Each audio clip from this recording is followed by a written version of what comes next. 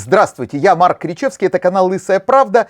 Сегодня 30 октября, 24-й день войны. Газета «Идиот-охранот» опубликовала большую статью. Вот с таким заголовком. Это не статья. Всем советую почитать. Это приговор. Это приговор нашему премьер-министру, который все время заявляет, что он ничего не знал. Он не знал о событиях на горе Мирон. Помните, когда погибли десятки верующих ортодоксов. Что сказал Биньямин Нетаньяху? Я ничего не знал. Началась война, Биньямин Нетаньяху заявил, он тоже ничего не знал.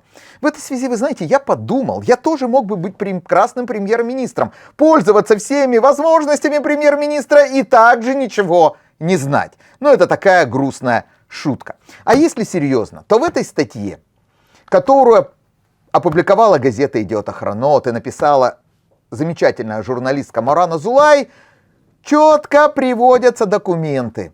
Когда в 2016 году Авигдор Либерман, бывший тогда министром обороны, описал в своей докладной записке под грифом «Совершенно секретно» на имя Биньямина Нетаньяху, что нас ждет, если не разгромить Хамас. Вот слово в слово, дело в дело, факт за фактом. То, что мы видели 7 октября, все было написано в этой докладной записке. Прочитайте. Это и прорыв Хамаса, это и резня, это вот все было описано в 2016 году, в конце 2016 года. И в 2018 году, когда Нетаньяху не собирался убирать Хамас, более того, он заявил, что надо усиливать Хамас, Авигдор Либерман, как бы к нему мы ни относились, ушел с должности министра обороны, понимая, чем все это закончится. Нетаньяху записку прочитал, как и бывший начальник генерального штаба Гади Эйзенкот, с которым Нетаньяху сейчас постоянно на связи. И тот, и другой заявили, что этого просто не может быть. Почему? Потому что этого не может быть никогда.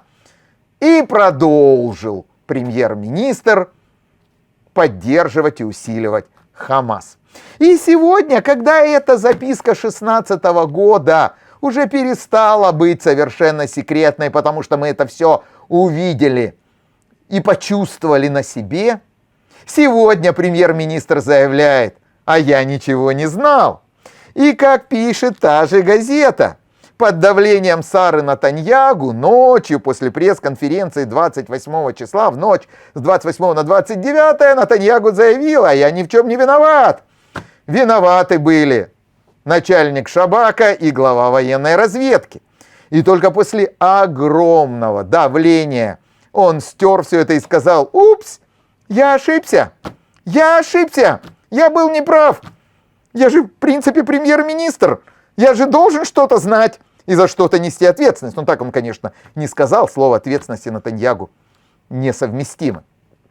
Но и в этой связи в Ликуде уже начались брожения. Многие депутаты от Ликуда в таких вот приватных разговорах говорят, если будет голосование за вотум недоверия этому правительству, мы его поддержим. Они, конечно, сами боятся. Они хотят, чтобы этот процесс начал Арье Дери, лидер партии ШАС. Но вот если Арье Дери, который неоднократно заявлял, что с Нетаньяху покончено, выступит с этой инициативой, то будьте уверены, в Ликуде найдутся те, кто за это проголосует. Потому что ты можешь быть 1000 раз ликудником. Но и среди ликудников есть патриоты страны, которые понимают, так больше продолжаться не может. Солдаты, которые идут в бой, должны быть уверены. Премьер-министр страны принимает решение, не исходя из своих шкурных политических интересов или из-за боязни попасть потом в тюрьму, если он лишится должности, а только руководствуясь стратегическими интересами страны. И сегодня ответьте каждый из вас. У вас есть уверенность, что Нетаньяху действует исключительно ради блага страны? Пишите в комментариях.